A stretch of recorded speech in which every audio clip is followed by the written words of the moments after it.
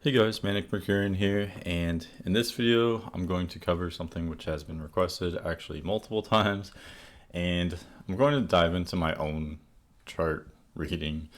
And I do want to say that this will be very different than a normal chart reading because of course this is for myself, and when I'm reading someone else's chart, especially someone I don't know, haven't met them, I have no real life experience whatsoever to validate anything that I'm saying. And so at the end of the day, I don't truly know if what I'm saying is accurate or not until they confirm it with me, because I'm just reading the astrology. And in this case, I do, of course, have that personal experience. And so I can give much more detail on how I see these themes playing out in my life.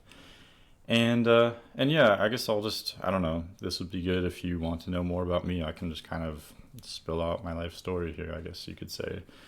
And then one other thing I just wanted to mention real quickly. So many people who are into astrology believe that you should not give out your personal information, or like your birth chart, for instance, because people can use it to manipulate you or something along those lines. I don't currently subscribe to that belief at this time, so I do feel comfortable sharing that right now anyway. So my chart reading, I was born on Tuesday, September 7th, 1993 at 10:22 p.m. in Anchorage, Alaska. So I have Sun in Virgo, Moon in Gemini, Gemini rising. And one other thing I wanted to mention real quickly is that because I was born so far north, in Placidus, my houses are very they're not equal. They're not even. The sixth and the 12th houses in my chart in Placidus literally take up half of my chart combined. That's not an exaggeration. It's almost exactly half. And then these other houses are really tiny. So I prefer equal. Maybe that has to do with why, but I found it to be more accurate. And then also I don't have to deal with these super long transits in the sixth and the 12th houses. But anyway, so I have Sun in Virgo, Moon in Gemini, Gemini rising. So right off the bat, you can see a Mercurian influence, I guess you could say. Both all my Sun, Moon, and Rising are all ruled by Mercury, and then Mercury is in domicile and exalted in Virgo. So I think that's the most notable thing that I would notice right off the bat is this person is clearly having very much to do with the planet Mercury. And it's funny because even years before I knew anything about astrology, I always, we learned about like Greek and Roman mythology in school. And my favorite deity was always Hermes or Mercury. And it's just fitting that little did I know how much of a connection I have there. And the connection is actually much more deep and profound than I will even say in this video. But yeah, that is why my name is Manic Mercurian, is because I feel like, when someone has that much of an influence in their chart of a particular planet or sign, they basically embody that. And so I consider myself to be an embodiment of Mercury, one manifestation of that planet, I guess you could say. And I think I am a more internal expression of that, because I have, Sun in Virgo, so on the outside I'm more organized or earthy, more disciplined or practical. But then on the inside, my moon is in 12th house Gemini, and so there's lots of activity going on. 12th house Gemini is very interesting because it is so multifaceted and nuanced. It's almost like this nebula or this like cloud. It's very muddled, and it can be. I am, disposition toward like writing. I would say I've been a skilled writer. I grew up reading a lot as a child, so these are all kind of like typical things you would expect from someone who's ruled by Mercury, which is a planet of like learning and communication.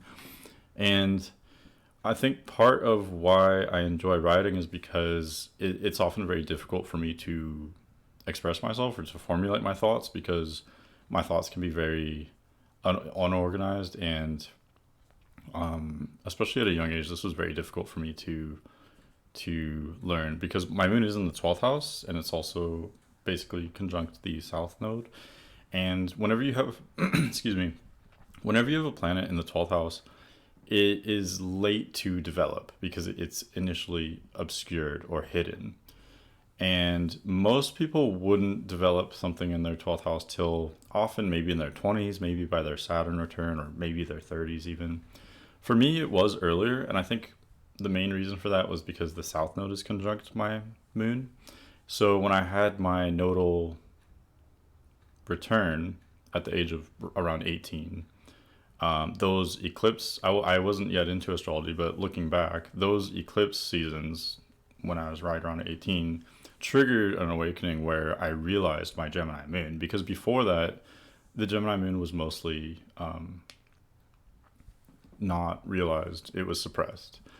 Because anything in the 12th house is, again, it's obscure or repressed. I grew up in a family that was very earthy. All four of us are earth signs in my immediate family. And so, whenever you get people of the same element or sign for that matter together, it strengthens that theme. And so together we were very earthy. The focus was very much on, physical things, learning to some extent, work, I don't know, or physical experiences as well. We were very outdoorsy. These are all very typical of Earth, into camping, skiing, mountaineering, etc. Which is great. That fits very well with my Virgo sun. That is very much a part of me. But then the Gemini moon had nowhere to really connect with. And so this more scattered and whimsical and curious aspect of my personality was sort of subconsciously suppressed until right around 18. And then it woke up in a very dramatic way.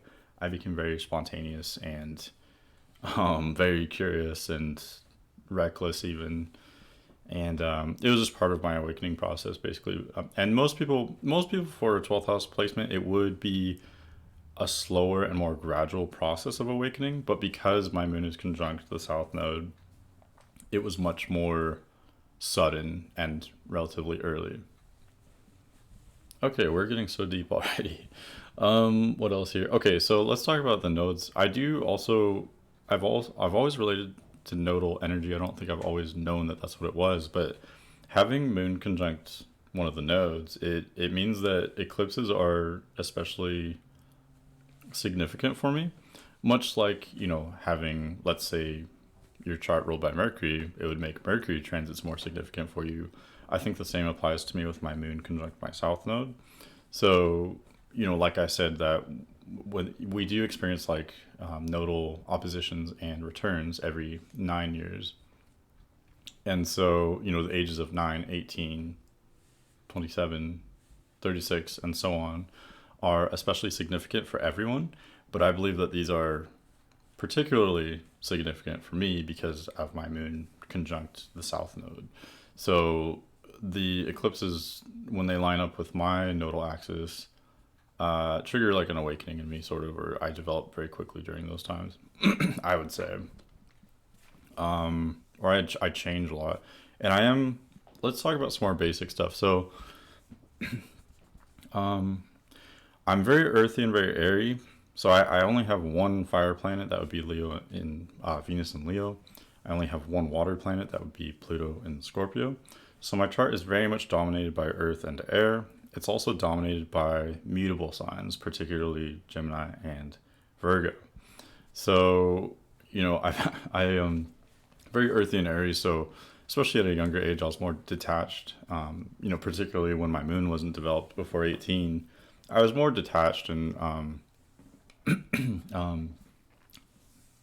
more logical. I do have to put a caveat to that though. So I do have my IC in Cancer. So as a young child, I was very emotional. But I would say, from what I remember, I think I remember myself being very sensitive, which is sort of a different side. Your IC is mostly like your early childhood, I would say. And then it kind of fades as you get older. So my early childhood, yeah, I guess I'm jumping around a lot, but my early childhood was very much like Cancerian. So I think my mom was particularly important in my life. We were very close, especially when I was very young. And also I was sensitive, and with Cancer there's this interesting combination of they're so good with people, they make friends very easily, but then they also spend a lot of time alone. And I was, definitely an introvert. I was very much a shy child. I'm still shy, but I was actually extremely shy as a child, but I also made friends very easily, and I think that's very typical of Cancer. So Cancer, I see. But anyway, as I grew up a little bit older, I think I became much more detached and more just logical. Definitely always intellectual. Um, but but yeah, I guess what I was talking about was that I lack water and fire, and so it can be difficult for me because earth and air, together are very dry. Earth is kind of cool and heavy, and air is cool and light. And so I think it can be difficult for me to initiate connections with people because my emotions are not so readily available, especially at first. I don't have that fiery charisma or that soulful watery energy to connect to, at least not initially. So that is, there's always a strength and a weakness with everything, or a pro and a con. I am very much, good at the earth and air thing since I have a lot of energy there. I'm good at being sort of organized with the Virgo energy, analytical, intellectual. I'm good at learning, good at understanding complex ideas or subjects. With the moon in Gemini is very imaginative, especially in the 12th house, and with all the mercurial influence, I'm always sort of adapting. And so like again, I do like fire, so I'm not. I've never considered myself to be very good at like initiating things or starting things since I lack the fire. But once I'm sort of immersed in a situation, I do learn sort of gradually but quickly. And because my mind is very much focused on like patterns, I learn by observing patterns. And so that's a weakness at first because when I'm first learning a completely new subject, or I'm in a completely new situation, or even with a completely new person for that matter, I have no framework whatsoever. There's no pattern that's been established, and so I don't know how to proceed. But once I start just observing and just getting a little bit of a framework, then I can start adding to that quickly, but also gradually, and I end up learning a lot of nuance. I would say I can. I'm good at if it does take time. Earth is kind of a gradual, slow energy, and I am very much Virgo, but so it does take time. But I think if I'm given time, I naturally start to accumulate all these observations, and I kind of delve into this nuance, which it might sound like I'm bragging, but honestly, it can be really difficult. I think it's gotten me in trouble at my workplace because I will initially be very accommodating and very much, willing to comply. I am very airy, and then with the Virgo sun, I'm more than willing to adapt to, I don't know, social customs or procedures. But once I start to really delve into the nuance and understanding things, then oftentimes I don't always agree, and then that's where I can get into trouble. Um, there is sort of a rebellious side of my nature as well, but it's a little bit more complicated. I have my descendant and my north node in Sagittarius, and then my Saturn in Aquarius, and so I'm working toward going to those areas. We all are working toward going to our Saturn and our north node ideally. And so these are also, philosophical and kind of intellectual signs. Like I'm already pretty much those things, but they are so in a very different way. They're very much holistic and broad-minded, focused on like the future, and they're very passionate in a way that I don't think Gemini and Virgo necessarily are. I'm very much prone toward accumulating lots of information which may not even necessarily be worthwhile, like useless trivia. And I think that's part of my soul growth is to learn where to put my mind toward, like what is truly worth learning, and also what is the purpose of it? How do we apply this? Because that's something that I'm not as innately skilled in that I'm working toward. I'm innately skilled in the 12th house Gemini stuff because that's where my moon and my south node are. So I'm good at just kind of sitting back in my own world and imagining things and analyzing and just thinking, learning about things from a distance. I've heard it described before, like, I would be more like the astronomer I'm not the astronaut. And so that's part of my soul growth, is to become more of an astronaut and less of an astronomer, to take what I've learned, to keep that. It's not about running away from your south node. You can always keep the skills, the innate skills that are there. I can keep that, but then I can apply it toward my north node, which is in 6th house Sagittarius, which is very much more focused on solving problems, and it's very physical. It's oriented toward the real world. It's oriented toward action. So rather than just completely having everything be theoretical in my mind, my main challenge and mission is to incorporate that and to apply it to the real world, to learn not only through vicarious capacities like online or in books or what have you, but also through real, firsthand experience. The North Node is not always comfortable because it's something that we're not innately skilled at or oriented toward, but it's something that is necessary for your evolution. So that is something that I'm working toward, is applying what I've learned. And I think this channel is a big part of that. It's a big part of my Saturn and Aquarius. Let's see, I'm not sure how deep I want to go into everything. Let's go more shallow again. I'm very kind of rambly, and I go on these, tangents, and I think that's kind of a mercurial thing to do. But let's jump around here. So I'm very earthy and airy, but something interesting is that the romance and relationship sector of my life is very much focused or dominated by fire. Now, I do have my Mars in Libra, and we'll talk more about that later. So that is air still. That would be, more detached and maybe cerebral or not very passionate. But my descendant is in Sagittarius, which is fire. My Venus is in Leo, and my Lilith is in Aries. And I know Lilith has more to do with than just sexuality, but I think that is a part of it. And so, sexually or romantically in relationships, I actually can be very fiery. It's pretty much the only part of my life that I've always been very confident about, very assured of myself, to be honest. Because everything else, coming at it from a Gemini and a Virgo perspective, nothing is really set in stone. I can always adapt and learn and change. I always want to try everything. Accumulate all this different stimuli. And so there is, I guess one of the downsides of that approach is that it's hard to be confident in the way that fire signs are, because they're not necessarily so much focused on learning and observing and, rationalizing or theorizing. They're very much just in the moment. And it's hard to step into that energy if you don't have it innately, because fire is very much, it's so just focused on being just what it is. It's not, changing or adapting itself in any way, really. So it's very much a different energy that I experience, mostly just in relationships and romantically.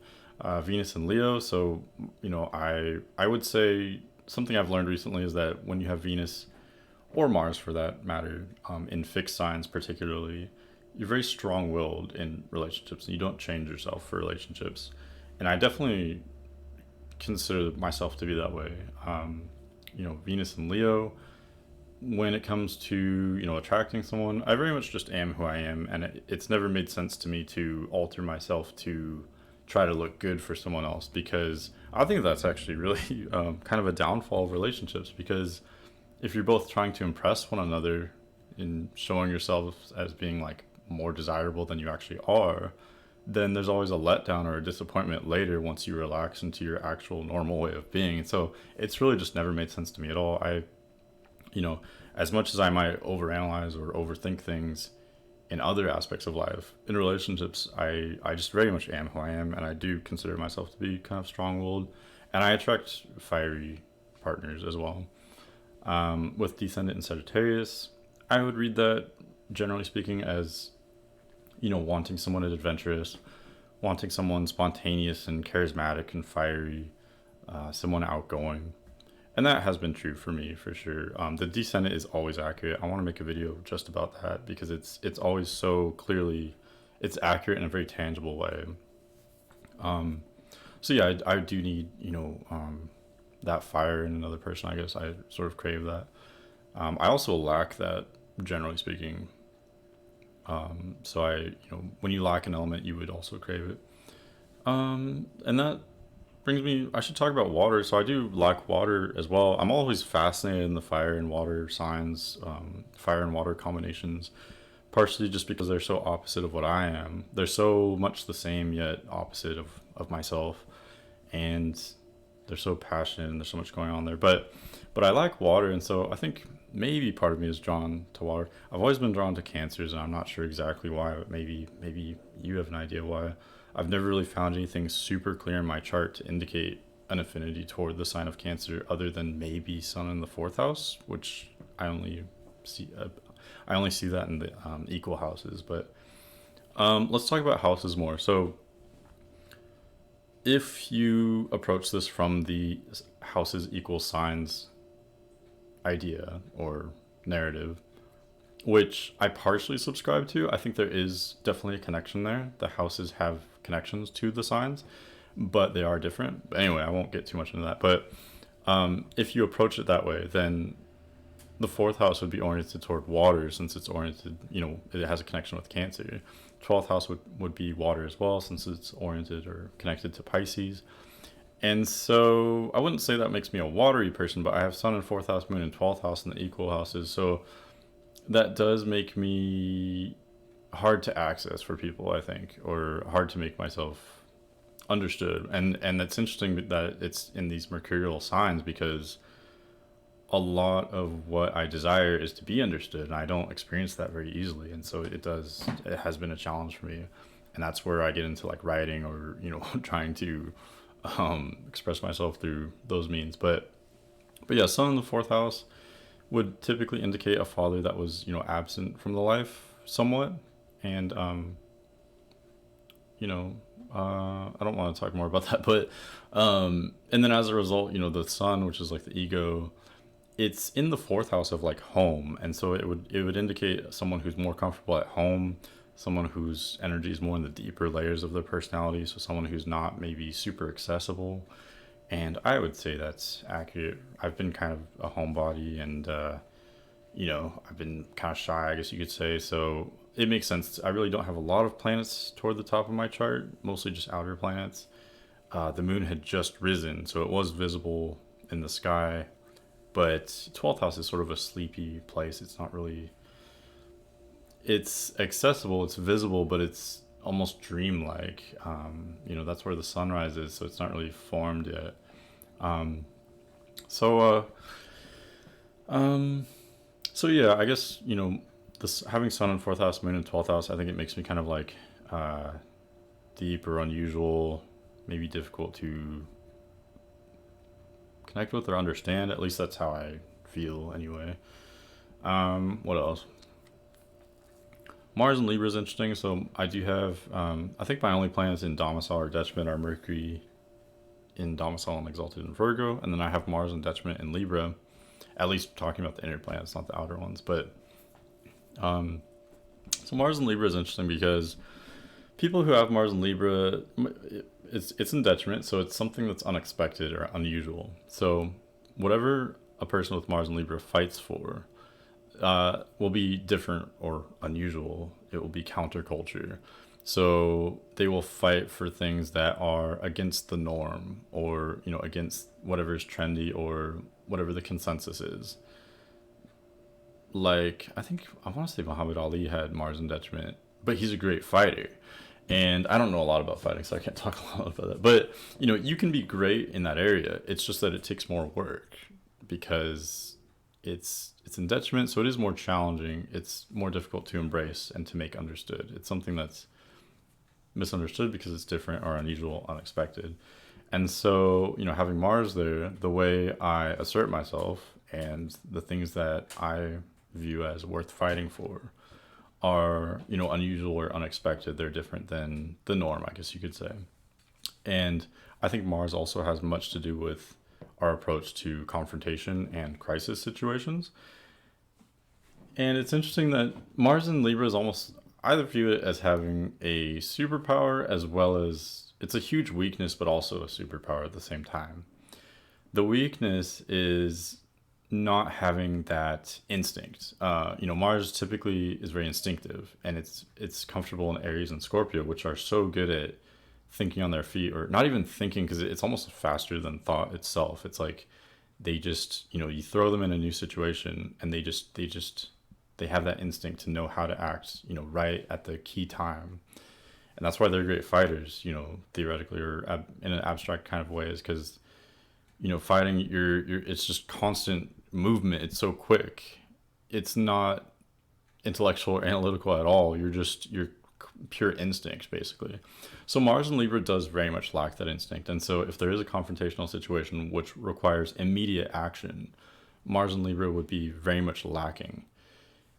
And this is where I could kind of segue into the strength, is that Mars in Libra takes time to react. So yes, that is a disadvantage, that it needs more time to make a choice in a confrontational situation, which, I don't know, it could be like a life or death thing. If you don't act right away at that key time, you could miss your moment. And it also just applies to everyday situations, like someone with Mars in Libra like myself, it may be hard to take action or to assert themselves, especially at a young age. I think I'm a little better at this now, but yeah, I think especially at a young age, I was very much a pushover. Like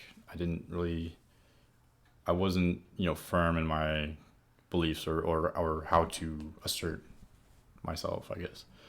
But anyway, getting back to like the confrontational or the crisis situation. So Mars in Libra takes time to act, and that's where it almost becomes a superpower, because Mars in Libra people do not panic. When a crisis happens, they remain calm, in the sense that they're still logical. They're still thinking things through. They can still be strategic. Actually, if anything, they would become more logical, more strategic. And especially with all my Mercurial influence, I experience that during times of like crisis, or it's almost like my brain just starts working faster and more so. And I do remain calm. And I think I can say that. I don't think it's bragging, because there's pros and cons to everything. A con of that is that it's not understood. Again, Mars is in detriment. That means it's misunderstood. And so, if there's a confrontational or crisis situation that I'm not immediately responding to, people can misinterpret that as indifference or obliviousness, when in reality it's not either of those things. It's just that I'm taking time to process like what would be the best thing to do. and again, that applies to anyone with Mars and Libra. So yeah, it's nice because you can be strategic and take time to respond to something and come up with, a really clever or thought out response to a confrontation or a crisis. But it is misunderstood. And it can also be frustrating, because I've had times in my life where I wanted to respond right away just to get that energy out, or to get those like feelings of like anger, frustration out. But I don't have that release, because I just think, and then I miss that chance to just respond right away, where most people would have like shouted or been angry or something initially. I don't have that. I'm just thinking during that time, and then it's like too late to do it later, because I'm still conscious. I'm not, emotionally responding to it. So yeah, that's just kind of an interesting placement. And I do have Mars conjunct Jupiter. And so honestly, I'm still not sure how to actually interpret that. I think Jupiter would maybe expand that. So maybe it'd be like a bigger part of my reality. I'm also going to experience a very interesting transit when my progressed sun crosses my Jupiter Mars conjunction. But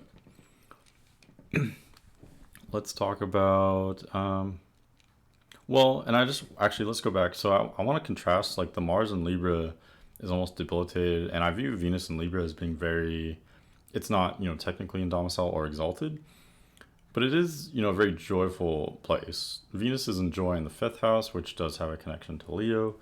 And so, I don't know, my Venus is so much stronger than my Mars, I guess you could say, or at least in a more overt expressive way. Mars in Libra is strong, but it's in a sort of subdued or strategic, quiet way. It's strong in a subtle way. So it could be easily seen as weak, when I don't think it's actually weak. It's just harder to understand. But yeah, Venus in Leo is much more tangible, much more expressive. So that aspect of me is more visible, I guess you could say. I'm not sure. Okay. And let's see what else. And then having Venus in Leo, Mars in Libra, descendant in Sagittarius, I would be attracted to more fiery, maybe airy combinations as well with my Mars in Libra, talking about romance or relationships. So yeah, mostly the yang energies. And that makes sense to me as well. I think I've always been kind of maybe a little bit subjective toward yang energies on a, on an abstract level, just because I feel like they're more fun. And one of my main missions is to learn with the Virgo and the Gemini, but I think Gemini very much wants to have fun, and Leo, Venus for that matter as well. So fun is extremely important for me. I think that if you're not having fun, it makes the whole experiment, if this life can be called an experiment, it is very much to learn for me and for most people. Well, for everyone, first it's to learn, but especially me, I think. However, if there's no fun, then it can't be done. There's no point to it at all. It has to be enjoyable. Otherwise, I just feel like you have to have fun in your life. I guess maybe that's universal. So yeah, I do feel like the fire and air signs are more fun somehow. I don't know. Correct me if I'm wrong. Earth and water signs can have fun too. Don't get me wrong.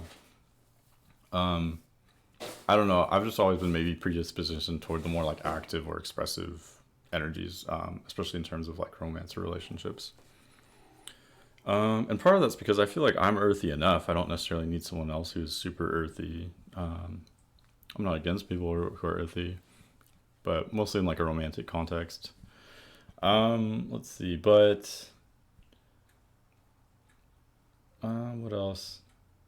I've noticed I very much have a connection with like people who have Mercury in air signs, even though I don't have that. But so much of my thinking, my inner world is ruled by air.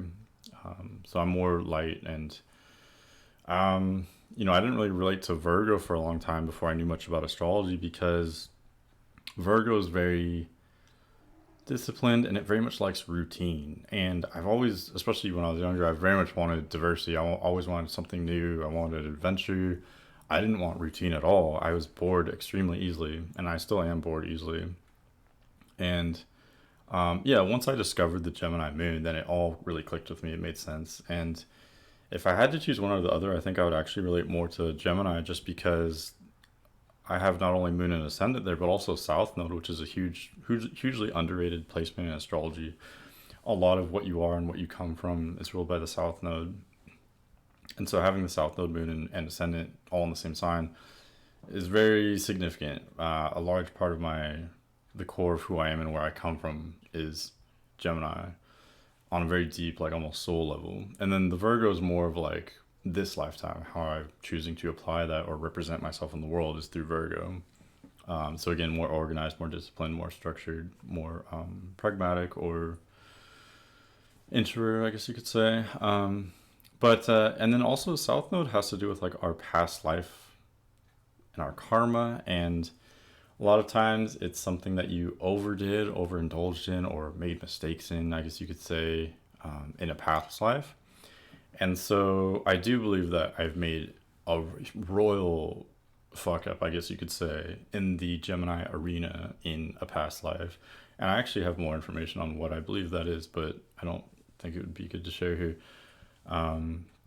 But yeah, I do. That is definitely a fault of mine, that I am quick to, like jack of all trades, master of none. I think my Saturn return, which I'm experiencing now, I've developed a lot more and definitely appreciate. I've developed a very much significant appreciation for commitment and consistency and the long term that I never really had before.